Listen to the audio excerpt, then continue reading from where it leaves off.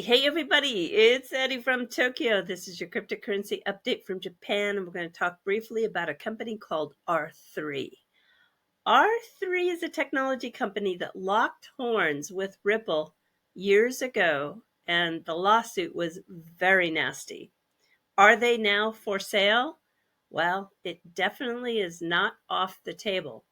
They've not been able to make their business profitable enough, obviously, because of all the different rounds of funding that they've gone through. Corda is open source, so you really don't have a lot of intellectual property except for those solutions that have been customized with some of their POCs and their customers. Do they own patents? Yeah, I actually found 18, but the total value of those patents, I'm not sure. They have been backed by some really big players, including Intel, among others. They've had IBM as a partner. They currently are a partner of Microsoft. And when they made this announcement about, looking for what to do next, they said that the blockchain adoption in finance has moved slower than expected. But the Microsoft shareholders would probably not agree with that. They have surprised everyone because they are going against the board and asking for a vote about a proposal to buy Bitcoin so they can put that in an investment on their balance sheet. Do I think it's a good catch for Ripple? I'm on the fence with that. When we look at one of the partners for R3, we can see that they've been chosen as the UK's regulated liability network partner along with Quant, which is the Finality project. And they're going to do tokenized commercial bank deposits. Now, Finality is, wow, it's got some big name stakeholders, Citi, Barclays, Lloyd's, MasterCard, Visa, Standard Chartered. So it's got a lot of great partners, of course, that would be beneficial to Ripple. But the technology that's used, for example, is not a good fit for the company Ripple. Ripple is focusing on tokenization, but remember, they have the Medico Harmonized platform that they acquired through purchasing the company Medico. This harmonized platform is pretty sensational. It gave Ripple the DeFi Platform of the Year award, and they're able to combine the digital asset custody and tokenization. And they are picking up banking partners all around with this ability to support the financial assets and minting, burning, and storing of any kind. So I don't think they need the technology. That's for sure. Medico identified the immense potential of tokenized deposits a long time ago, and I think they're on it. So, yeah, I just don't see they have anything that is missing in the suite of offering of services and products that Ripple is now focused on. Okay, I'm going to let that R3 news marinate in my brain a little bit. And if I have any more thoughts on that, I'll be sure to share it with you. But I'm going to move along to a post that came from Wrath of Kahneman. This is interesting. So the last new payment partner that Ripple has announced was Onafreak. That was a year ago. Wow, I can't believe it. And since then, the announcements coming from Ripple have been all about custody and licensing announcements. So, yes, it just really goes to show that when Onafreak made that mention that the fees were a race to the bottom in terms of money, I think it's very difficult to really survive just on payments these days because those fees need to have more services and more ways to utilize that customer once you have them on your platform, whether you're a bank or a payments transfer company, what have you. It's just not only payments. It's just too narrow of a sector, even though we're talking trillions and trillions of dollars. If you're only going to do payments, I just don't think it's feasible anymore to survive. And that might be a little bit of R3's problem. They might not have diversified in a wide enough assortment of products and services. Maybe they stayed too focused on being a development house. And the slowness in blockchains has been, maybe it's been the CBDCs that have slowed down, because stablecoins seem to be taking over the entire space. Listen to this clip carefully, because this is where payments are going. And the stablecoin component is going to be powerful, impactful, and dominant. Have a listen. So in the work we do on a Freak, the way that we use crypto is just definitely under the hood. Our customers don't know, or our end users and businesses that we work with don't need to know that a stablecoin is providing the cross-border payment. They just know that it costs a little bit less to send money to mom every month. If you do a search on Google for anything stablecoins for the last, let's say, a refined search by 7 days, the amount of news is staggering. Here's a Reuters article that talks about why stablecoins will entrench the dollar's supremacy. So again, if you see that the dollar is going to go down anytime soon, you need to step back and reevaluate that narrative, because I don't think they're keeping up with stablecoins. Jeremy Allaire said in the last 24 hours that stablecoins could expand by trillions in 10 years and be an integral part of the global financial system. I don't think there's a doubt there. In the Payments Journal, they also quote Jeremy, and he expects that the UK stablecoin regulation is coming in months.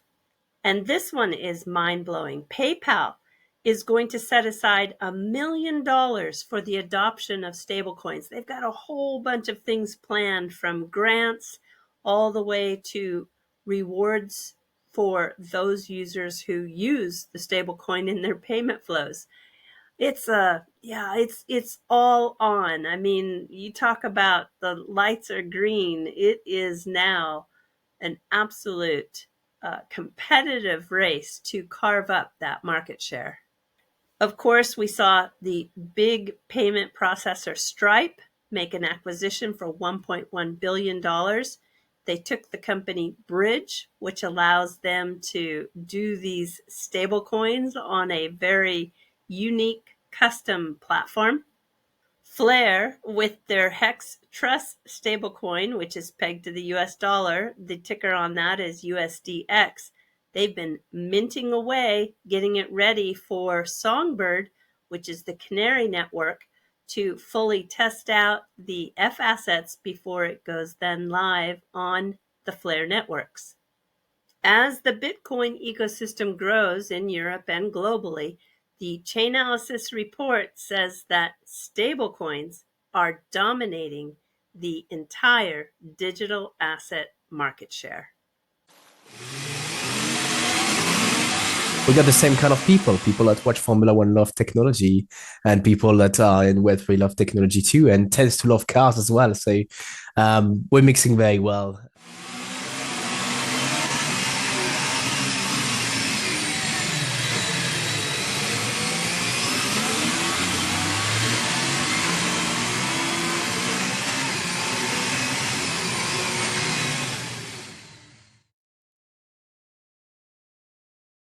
The new hypercars by Expector in just 7 hours are 36% minted.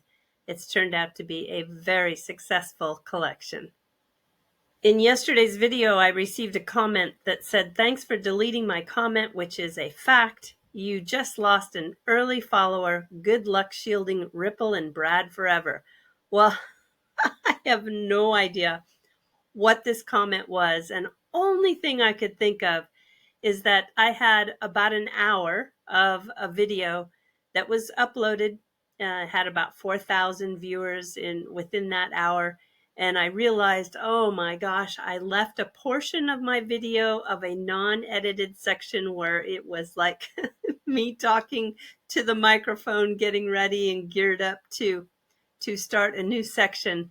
And I tried to edit it out on the fly. That didn't work. I messed it up. I had to totally delete it forever and re-upload a new one, which means all the comments that came in on the first hour were gone forever. And I think this person came back to see if their comment had been replied to. I'm not sure, but they thought that I had deleted it, and I did not. And so, yeah, I think we need to have a bigger imagination in this space and be less emotional. And if I was going to delete any comments, it would be from TZ, who constantly, every video, leaves me comments that I just, wow, just have been putting up with. And he knows we don't agree. We sometimes agree, but rarely agree. I don't know, maybe 85% of the time we disagree, and we agree on 15% of the space and this crazy ecosystem. So anyway, I just wanted to share that with you because, yeah, I'm not into deleting unless it is really bad, like the language has to be bad, or it's an attack on somebody's ethnicity or religion or something of that nature. Bitcoin today is not cooperating, and it has spread the red across the board. Nothing is exciting to report on in terms of gains in the top 100 by market cap.